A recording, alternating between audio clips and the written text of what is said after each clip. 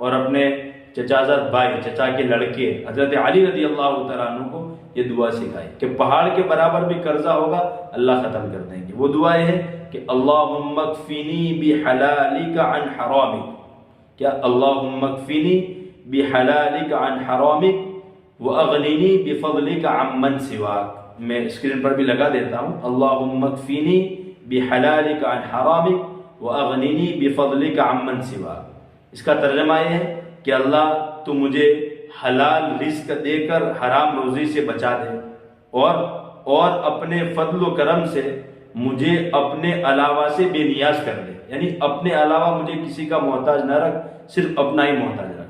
اس دعا کا بھی خوب اہتمام کریں، ہر فرض نماز کے بعد جو دعا مانگتے ہیں اس میں بھی پڑھے، چلتے پھرتے بھی پڑھے۔ تو یہ حدیث سے ثابت دعا ہے، مختصر دعا ہے، ہم اس کو یاد کر سکتے ہیں، ان کو یاد کر لے اور اہتمام سے پڑھے تو انشاءاللہ اللہ